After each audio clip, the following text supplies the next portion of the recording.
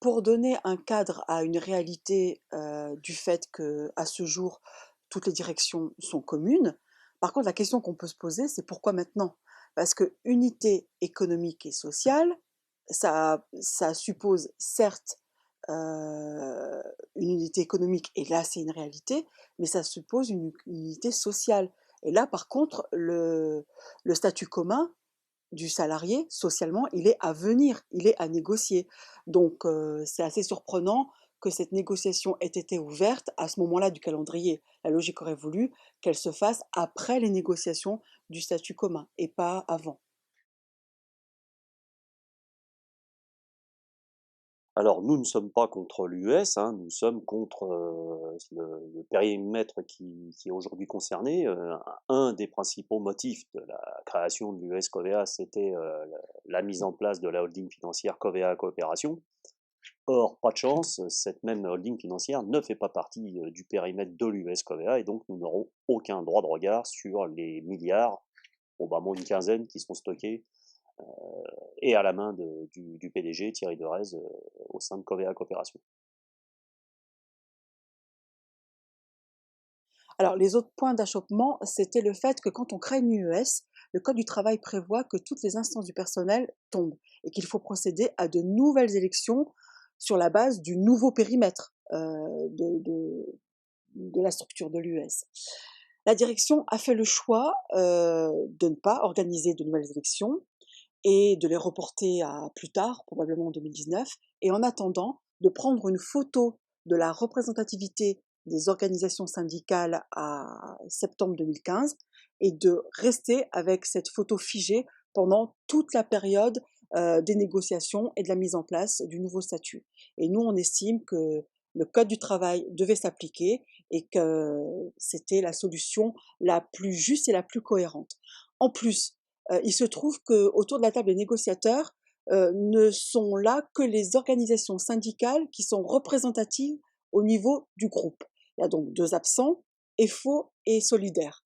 Or, pour l'exemple d'EFO, ils sont représentatifs à la GMF, 4000 salariés, et aussi à la MAF, quasiment 7000 salariés. Donc, on estime que comme on est en train de traiter de l'avenir de tout le groupe, de tout Covea, il était normal que tous les syndicats, qu'ils soient représentatifs ou pas, participent aux négociations sur cet immense chantier historique qui s'ouvre à nous. Et puis, en matière de négociation, il faut savoir que normalement, les délégations sont constituées d'un nombre identique de membres.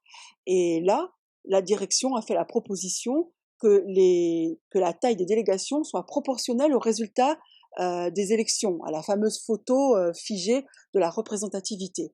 Et ben, nous, on estime, ça peut paraître un détail, mais on estime que c'est pas très juste et que il aurait été mieux que les délégations, comme ça se fait normalement, soient de taille identique. Pour l'instant, nous sommes en phase d'échange, c'est-à-dire que c'est un état des lieux, un comparatif des situations de chaque entreprise, et elles sont nombreuses.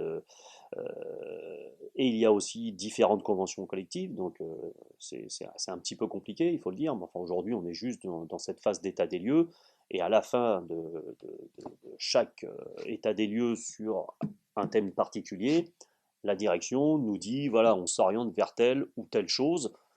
Force est de constater que pour l'instant, c'est toujours moins. Alors là aussi, on a vu évoluer le discours. Il y a un an, Covea ne pouvait pas, pour des raisons économiques et financières, harmoniser par le haut. Aujourd'hui, en janvier 2016, messieurs Gougnard et de Haute-Cloque disent clairement que nous allons niveler par le bas.